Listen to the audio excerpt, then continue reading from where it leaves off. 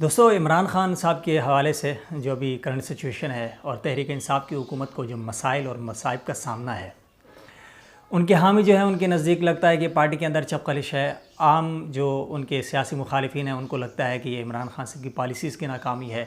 کچھ کہتے ہیں کہ یہ ان قوتوں کی ناکامی ہے جو عمران خان کو لائے، اور بہت سے لوگ جو عمران خان کی حمایت کرتے تھے اب ان سے دل برداشتہ ہو رہے ہیں۔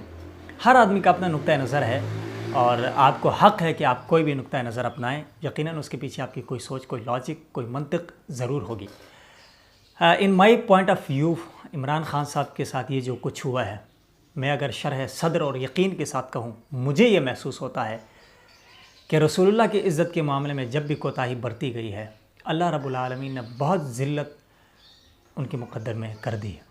پاکستان کے ہسٹری میں آپ دیکھ لیں، جس شخص نے بھی ناموس رسالت کے معاملے میں یا اسلام کے معاملے میں، مدارس کے معاملے میں سختی کی ہے، ظلم اور جبر کیا ہے، اللہ تعالیٰ نے اس کو ذلیل و رسوا کیا ہے۔ میں بہت آگے کی بات نہیں کر رہا، 2013 سے لے کے ابھی تک 2019 کی بات کر رہا ہوں۔ یہ 6 جو سال ہیں اس کے اندر آپ دیکھیں، وہ نواز شریف جو ایک بہت بڑا استعارہ بن کر آیا تھا جلا وطنی کاٹنے کے بعد، پہلے پنجاب میں حکومت ملی، پھر اس کے بعد پورے ملک میں لوگوں نے اس کو ووٹ دیے، اور عمران خان جو ہے وہ اس کی مخالفت میں اتنا بڑا ووٹ بینک لینے کے باوجود بھی اس کو ہرا نہ سکے، نواز شریف کی حکومت بن گئی۔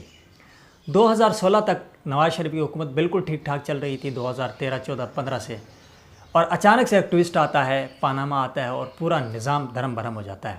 آپ ذرا تاریخ اٹھا کر دیکھ لیجئے کہ پاناما کب آتا ہے، 2016 کی جو ہے نا غالباً اپریل میں، اور ممتاز قادری کو پھانسی دی جاتی ہے 2016 کی 29 فروری کو۔ اب مسئلہ یہ ہے کہ 29 فروری آتا ہے 4 سال بعد، انہوں نے دن بھی ایسا چنا کہ جس کی جو برسی ہے وہ ہر سال نہ آ سکے، چونکہ برسی منائی جاتی ہے ان کے یہاں۔ ممتاز قادری کا معاملہ تھا ناموس رسالت سے ریلیٹڈ، جو گورنر پنجاب سلمان تاثیر نے آسیہ مسیح کی حمایت کی، اور اس کے جواب میں ممتاز قادری نے اس کا قلع کما کیا۔ نواز شریف نے زرداری دور میں، جو پیپلز پارٹی کا اپنا دور تھا، ان کا گورنر مارا گیا تھا، جسے پیپلز پارٹی نے نہیں چھیڑا، نواز شریف کے دور میں آ کے ممتاز قادری کو پھانسی دی گئی۔ اور اگر آپ بعد نظر میں دیکھیں، اس وقت سے لے کر پھر آج تک 2018 کے الیکشن تک نواز شریف کو کس طرح سے ذلت اور رسوائی اٹھانی پڑی ہے۔ وہ نون لیگ جس کا پنجاب کے اندر طوطی بولتا تھا، پوری وفاقی ایک وہ پاکستان کی سب سے بڑی پارٹی بنی تھی 2013 میں، اس کا کس طرح سے ستیہ ناش کیا گیا۔ اب اس کی وجوہات کیا بنی؟ اینٹی اسٹیبلشمنٹ تھے، فوج ناراض تھی، جو کچھ بھی تھا، جس طرح کا بھی ایک ماحول کریٹ کیا گیا تھا، بہرحال 2016 سے پہلے وہ چیزیں نہیں تھی۔ لوگ اس کو کہتے ہیں جو ڈاؤن نیوز کا مسئلہ تھا یا کچھ اور تھا، جو بھی تھا، لیکن آپ اس پوائنٹ آف ویو کو کبھی بھی اگنور نہیں کر سکتے۔ مجھے یقین ہے کہ نواز شریف کے اوپر سب سے زیادہ جو عذاب مسلط ہوا ہے وہ اس صورت میں ہوا ہے۔ اس کے بعد نواز شریف اس ذلت اور رسوائی کے بعد چلا گیا، اس کی حکومت گر گئی، اس کے لوگ اپنے چھوڑ گئے، یہاں تک کہ اس کے گھر کے اندر بھی لوگ اس کے حق میں کھڑے نہیں ہوئے۔ جناب عمران خان آ گئے۔ عمران خان صاحب جو ہیں وہ براجمان ہوئے منصب اقتدار کے اوپر، پاکستان تحریک انصاف آئی، اور انہوں نے پاکستان کی معیشت کو برقرار رکھنے کے لیے یا چند ٹکوں کے لیے، پیسوں کے لیے کہ ہم اس ملک کا نظام معیشت بہتر کریں گے، اس آسیہ ملونہ کو رہا کیا، اس کے کیس کو شروع کیا جو پیپلز پارٹی کے دور میں بند کر دیا گیا تھا یا جس کے اوپر بات نہیں ہو رہی تھی۔ سپریم کورٹ سے اس کو دوبارہ کھلوایا گیا، جسے ہائی کورٹ نے سزائے موت دی تھی گستاخی کرنے پر، توہین رسالت کے الزام میں سیشن کورٹ نے بھی اسے سزا دی تھی۔ اچانک سے ثاقب نثار کے ذریعے اس کیس کو دوبارہ سے سماعت کے لیے مقرر کروایا جاتا ہے، اور 3 سماعتوں کے اندر 2 سماعتوں کے بعد اس کا فائنل فیصلہ سنا دیا جاتا ہے، جس میں اس کو بری قرار دیا جاتا ہے اور الزامات جھوٹے قرار پاتے ہیں۔ عمران خان صاحب کو کس نے جو ہے یہ یقین دلایا تھا کہ تم آسیہ مسیح کو چھوڑو گے تو ہم تمہاری معیشت بہتر کریں گے؟ آپ اخبارات اٹھا کر دیکھ لیجئے، انٹرنیشنل میڈیا کو دیکھ لیجئے کہ آسیہ مسیح کی رہائی کس چیز سے مشروط تھی۔ اس حکومت کو یہ لالی پاپ دیا گیا تھا کہ تم آسیہ مسیح کو چھوڑو گے تو ہم تمہیں اتنے ڈالر دیں گے، ایڈز دیں گے، تمہیں کولیشن فنڈز دیں گے۔ انہوں نے اس بنیاد کے اوپر، عمران خان نے یا ہماری ریاست نے، ریاست سے مراد میری اسٹیبلشمنٹ ہے، ان سب نے مل کے فیصلہ کیا کہ آسیہ مسیح کو رہا کروایا جائے تاکہ ہماری معیشت بہتر ہو۔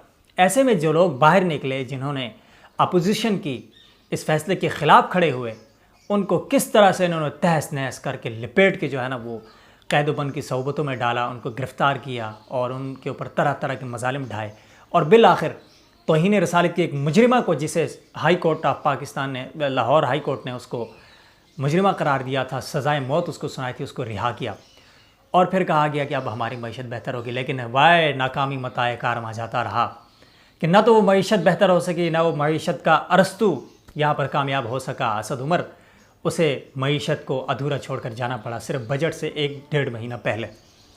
نہ ہماری معیشت بہتر ہوئی، نہ ہمیں کسی نے قرضے دیے، جنہوں نے قرضے دیے وہ بھی ہمارے پر احسان چڑھا کر اور ہمیں مقروض کر کے اسی طرح سے پچھلے جو 8 مہینوں میں جو قرض لیے گئے ہیں وہ پچھلے 5 سالوں پر بھاری پڑ رہے ہیں۔ تو یہ ہماری معیشت بہتر ہوئی۔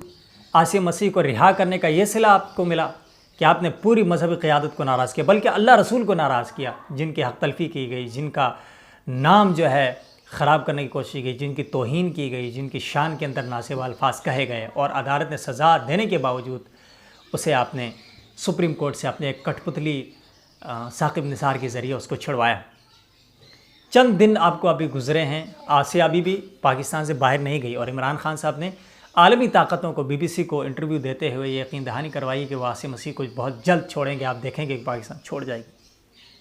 عاصم مسیح کو آپ چھوڑ دیں گے، چلی جائے عاصم مسیح۔ جو آپ کا نظام دھرم برہم ہوا ہے، صرف 8 مہینوں میں اتنی ذلت اور اتنی رسوائی کسی حکومت کے مقدر میں نہیں آئی جو عمران خان کے لیے آئی۔ میں بارہا کہا کہ مجھے اب شرم آتی ہے کہ میں عمران خان کی حمایت پہلے کرتا رہا۔ بہت سے لوگ جنہوں نے عمران کی حمایت کی آج عمران سے نالاں ہیں، ناراض ہیں، اور اس سے بالکل مایوس ہو چکے ہیں۔ اس کی وجہ کیا ہے؟ آپ سوچئے۔ عمران خان کے خلاف نہ تو اسٹیبلشمنٹ تھی، عمران خان کے خلاف نواز شریف بھی سڑکوں پہ آ کے اس طرح اس کو روک نہیں رہا تھا، عمران خان کے ہاتھ جنرل باجوہ نے بھی نہیں باندھے ہوئے تھے، پوری ریاست ایک پیج پر تھی، فوج، حکومت، سول ادارے، ہمارے ملٹری، ہماری پولیس، یہ سارے مل کر کام کر رہے تھے۔ اس کے باوجود اتنی ناکامی اور اتنی ذلت کیوں ہے؟ آپ سوچئے۔ نواز شریف کو تو یہ بہانہ ہو سکتا ہے نا جی حکومت نہیں چلنے دی گئی کیونکہ فوج مخالف تھی۔ عمران خان کے پاس کیا بہانہ ہے؟ کیا صرف یہ کہ 8 مہینوں میں ہم کچھ جو ہے نا پچھلا گھن صاف نہیں کر سکتے؟ بھائی 8 مہینوں میں آپ نے کیا لاہی عمل دیا ہے؟ 8 مہینوں میں آپ اپنی وزارت دفاع کی کارکردگی دکھائیں، وزارت داخلہ کی دکھائیں، وزارت خارجہ کی دکھائیں، وزارت انفارمیشن کی دکھائیں، صحت کی دکھائیں، تعلیم کا کچھ آپ دکھائیں کہ کوئی آپ انقلاب لائے ہوں۔ کچھ بھی نہیں ہوا۔ اللہ تعالیٰ نے آپ کے اوپر جو ایک مقدر میں آپ کی جو ذلت لکھ دی ہے، جتنی آپ کو مشکلات کا سامنا ہے، اور آگے بھی آپ کو اس طرح کی ذلتیں جو ہے نا وہ آپ کے اوپر برستی رہیں گی۔ میں پورے شرح صدر سے کہہ رہا ہوں کہ اس گستاخہ کو چھوڑ کر آپ نے سوچا تھا کہ آپ کی معیشت بہتر ہوگی، اللہ نے آپ کی معیشت کا دیوالیہ کر دیا۔ آج ڈالر کہاں تک پہنچا ہے؟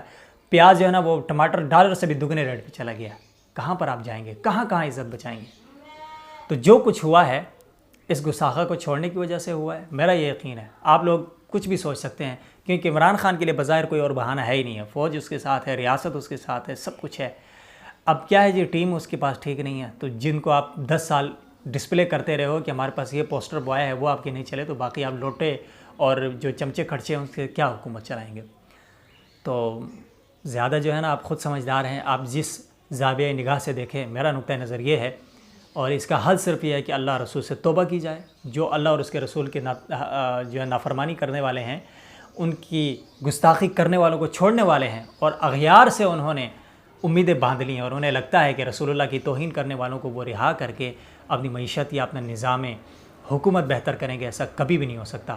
اگر آپ نے معیشت بہتر کرنی ہے، آپ سودی نظام کے اوپر لعنت بھیجیں۔ پاکستان میں بہت سے ایسے علماء ہیں، بہت سے ایسے ماہرین معاشیات ہیں، ان سے آپ رائے لے سکتے ہیں، ان کو اپنی کمیٹیز کے اندر رکھ کے ان سے استفادہ کر سکتے ہیں۔